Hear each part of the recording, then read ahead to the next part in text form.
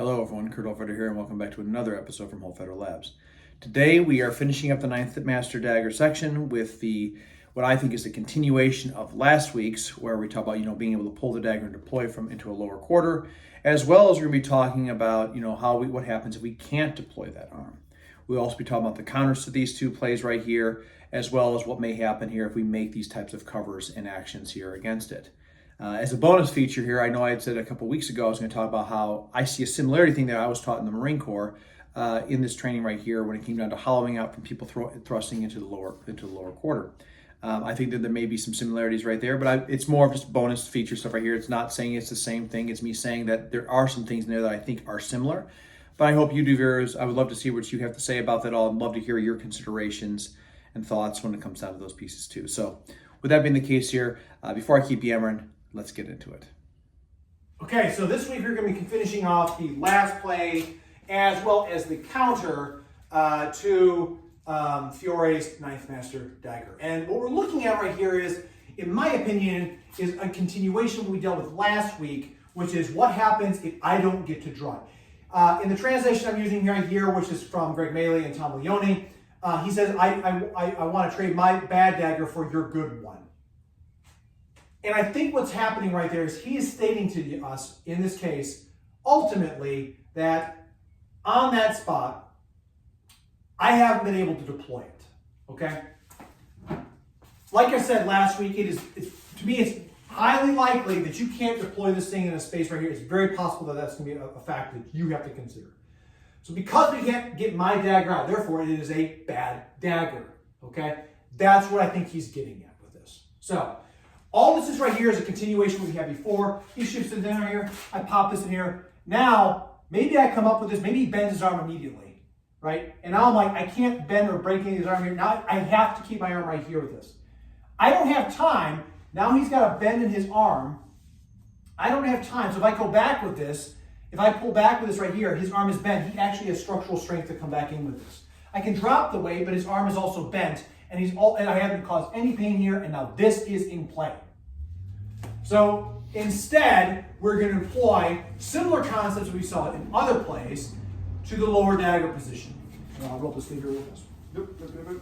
So in this case right here, shot comes in, boom, he bends the arm. I can't do anything with this right here. So instead of trying to fiddle fuck around with the arm, I go to the dagger, I grab, and now we get to the same position right here where I have this spot right in this consideration.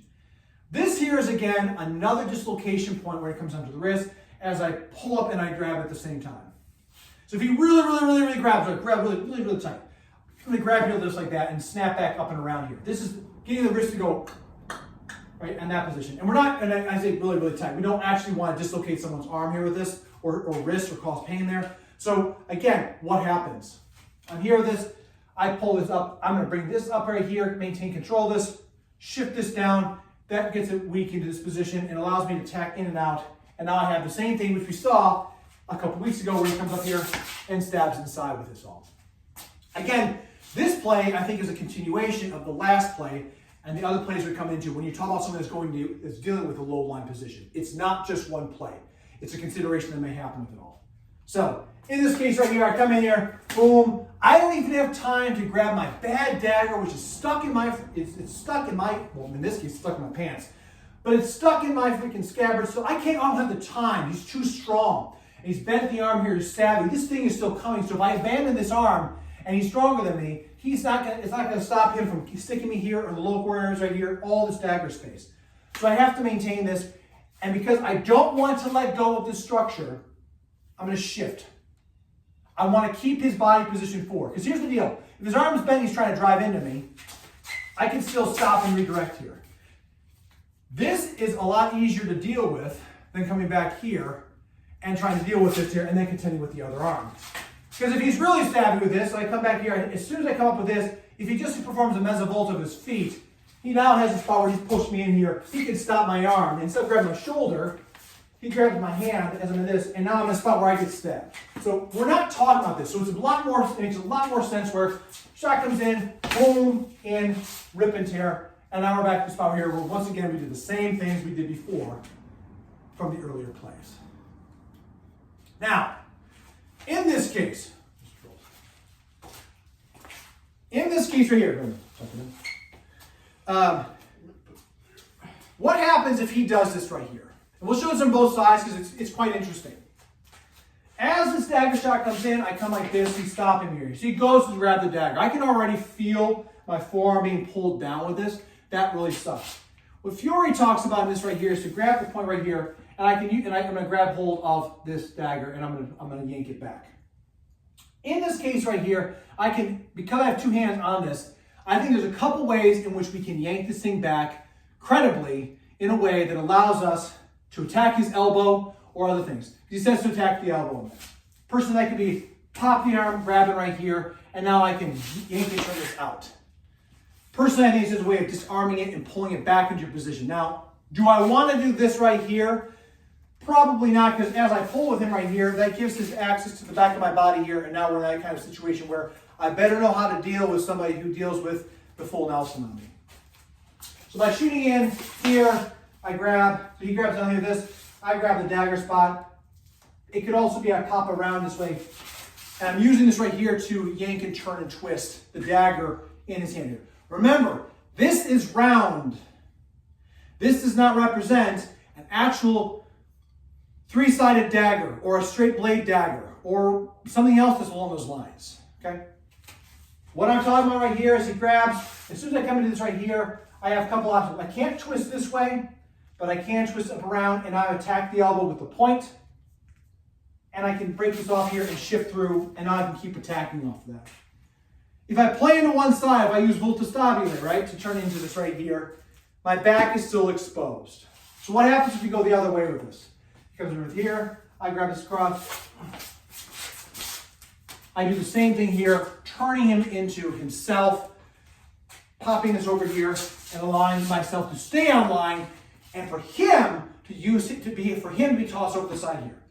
Interestingly enough, this goes back to the same concept of, if I come in here and he stops me, do a second master play. The same thing about pushing the elbow up and over the lead leg. We're doing the same kind of concepts right here against him. Whether I use mezza volta forward or backwards is inconsequential, because ultimately right here is I want him stumbling over the lead leg. Shot, grab, off of this. If I use mezza volta to go forward on this, I've turned his leg over himself here, which gives me access to his lower line. Shot here, step back with it. Now I give myself momentum to recharge and to have the shot. Let's switch sides here so you can see that too. So again, in, he grabs, I'm down. If I use mezza volta forward, I turn this up and over. It's going over his body this way. Again, body, spine over the lead leg, and I'm sticking. I'm on my assault still. Or here, he grabs, I grab, I'm going to use backwards pressure and do the same thing. I want him falling forward or into the position, and by going backwards, I give myself the ability to turn into this. All of this is about attacking the elbow. So again, whether that is 1, 2, grab the blade, 2, boom, right here, and stab this right here so I can grab this and then pop it over. Regardless of what those things are, I'm going to put hurt on this. Let's get a little bit closer so you can see this too. So in this pace right here, as I have this, my dagger here, this dagger is now, well, he's a long arm guy, but this is basically right below his elbow. I can use this right here to grate right down and cause things within his elbow or to his forearm area. Good for the placement. Here, up, and there. Once again, it's into his arm, tear it down, and I can work right back into that low line position. So the big takeaway of this right here is to understand that with Ninth Master Dagger, what's the big consideration? Regardless of the assault, they all come from below. And because they all come from below, it makes much more sense that we control, constrain, and pull down into a way that allows us to have our frame up here work and drop and shift and attack. And because of that, we have a lot more variable right there that allows us the access to be able to get him to drop his weight to cause different actions. Now, with that being the case, there's a little bit of a bonus clip right here. Just I said a couple weeks ago and I realized I didn't actually put it into it. I talked about how the Marine Corps had taught us how to deal with a low line thrust here, and I never actually demonstrated that.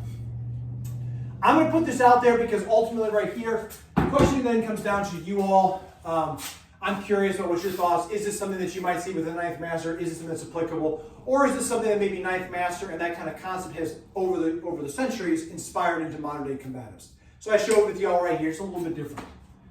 What we're taught to do in the Marine Corps is when the knife comes from a low area, we talk about hollowing out. So we don't brace.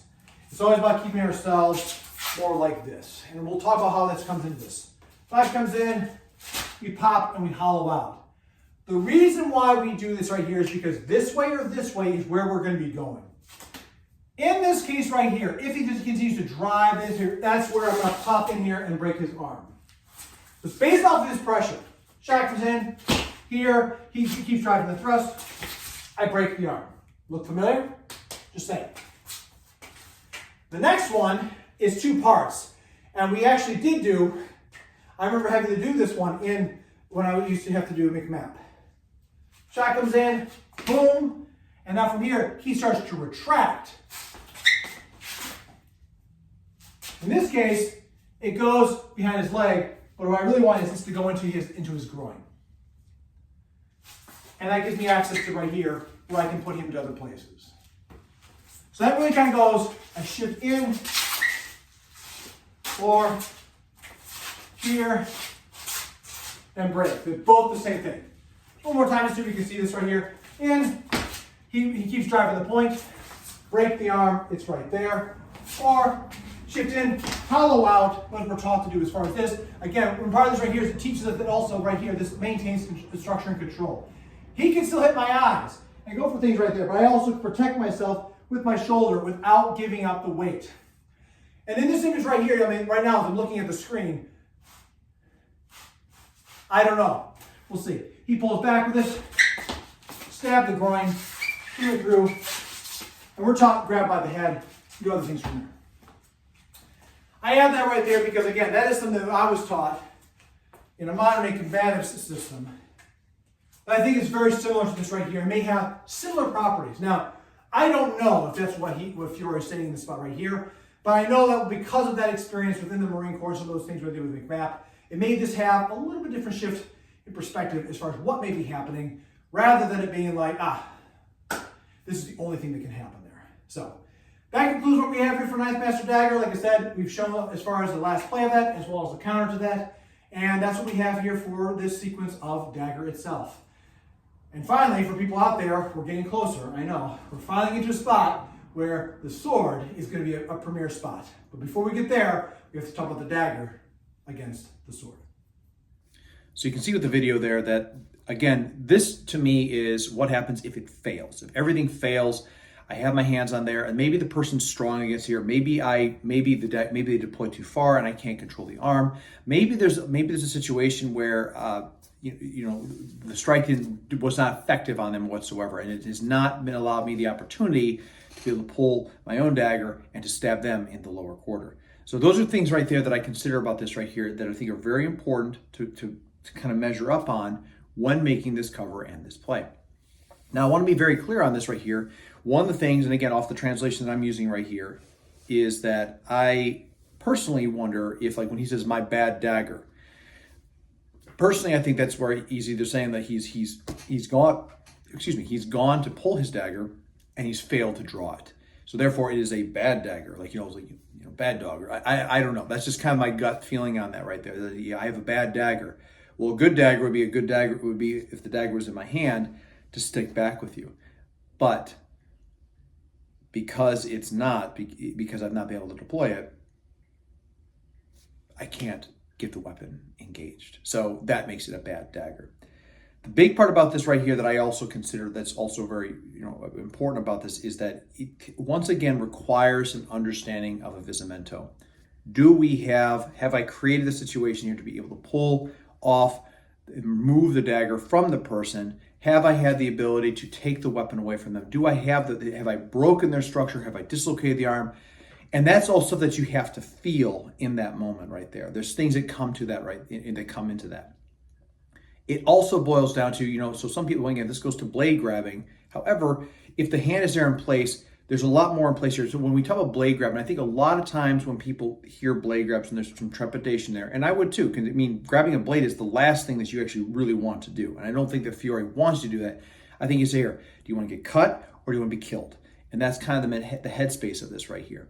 So because a rondelle dagger, some of the historical replicas that I've seen are is long and straight and everything else, if I'm maintaining that wrist, like I've had off of the cover for the Ninth Master, and I grab the handle and I pull off here in certain directions here, and I do the things that are necessary to be able to twist that thing out and work it, as we saw in earlier plays in several different masters.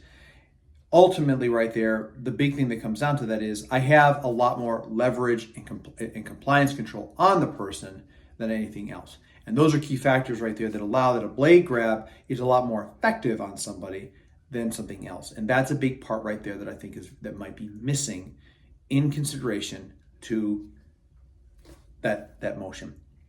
A big part too that I also want to say about this is that when it comes down to the countering action of this, so I utilize the concept of mezzovolta, and I use that right there because ultimately, yes, I can yank this thing straight back, which is potentially, maybe that might be what Fiore is trying to say. And maybe, there could be other plays in consideration that go with this. But the twisting and everything else that kind of goes with this is another part that I think also adds to lacerations, sticking, striking, everything else, all sorts of nasty things. And if you notice right there how there's a point where if I turn this up and over and I tack the elbow onto the outside or if I come onto the inside, either way works. You can use those things to attack the elbow to stick the inner portion of the arm. Now Connor's a little bit longer, so stabbing his elbow is a little bit difficult. And also too, we don't necessarily know like the length of daggers of the times. We have stuff that's in a museum, but we don't necessarily know all the daggers that were out there. Remember, Fiore in his manual has got several images of different freaking tools that are out there that he may prescribe. And you think about his armored sword and the axe that's got dust, it's got like a poison thing in there to basically blind somebody. Both of these right here are huge factors. I mean, they're once again like they're tools that he as a weapons specialist, as a martial artist, as a combatives guy, is probably more along the lines to say, hey, these are things right here I would recommend you trying to fabricate perhaps for yourself. So understand that we don't necessarily know the dagger length that he may have suggested for people to use out there in these kind of concepts. In modern day firearms and self-defense, someone always recommends something that they think is beneficial. Some people in shooting courses will say a 40 caliber is good. Some people will say a 38. Some people will say a 9mm. Some people, there's always something that's out there different in that. And that comes down to the person that is actually teaching the foundations of these things and has experience in there because it's off of their preference. Again, you have the information that goes with that. It all comes together. The last thing I want to talk about here, and I know this is a longer video, but again, I think that it's, there's a lot to cover within this last portion of the Ninth Master Dagger, was that the Marine Corps, the hollowing out that creates that space to be able, and I was taught was if they press in, to roll with, and if they don't, then to follow in and to create different things that kind of go with it. So in or out, very, very simple. It's not, and again, I've said before, high, low, middle, all these other things. The point being is go with the pressure. Going with the pressure allows you to move and allows you to break and cause things against somebody that you may not always have the capability to do. And those are big factors, I think, that are very important to notice and recognize when it comes down to this. So I don't know what people think about that. I would love to hear your thoughts on that right there. Again, that is what I was taught.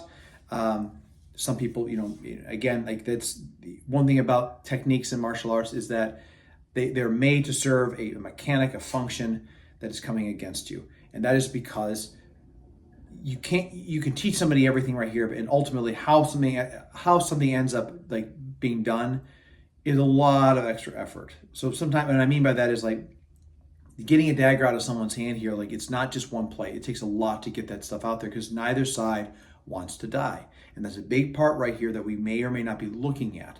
So all these techniques right here, some of them may seem like ridiculous and some of these right here, whatever, but these are techniques right here that are absolutely, in my opinion, have a purpose and a form and a function to work, but you have to apply the foundations of Armizare, as well as structure and format and footwork in all those concepts. And that really kind of goes to that whole piece right there. And looking at that and kind of reflecting on some of my Marine Corps isms and everything else, as far as what I was taught within McMap, the Marine Corps Martial Arts Program, I think that's kind of cool right there because there's similar factors that I saw in those spaces. So that's going to do it for this video right here. Thank you so much for everyone for tuning in. I really appreciate everyone's time, effort, and energy and being able to stop by the channel right here, leaving comments below, hitting the like, hitting the bell, subscribing, sharing with friends. I appreciate all that right there because again, ultimately, all I want to do here is continue to share like what I'm seeing with Armizare, and to give it a context that might be a little bit more than just fencing or concepts like this right here.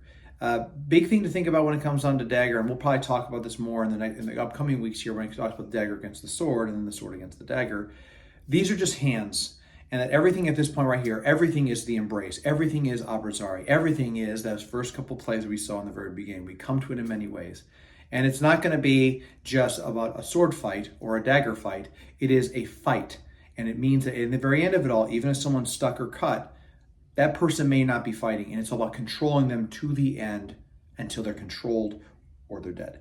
And that's a big part about this right here that I think is very, very, very important to reflect upon as we as we close out this Dagger section. Because remember, when it comes time to ending cruel combat, the Dagger has no equal.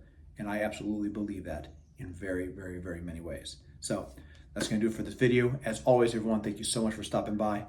And please stay safe out there, train well, and fight on. I'll see you all soon.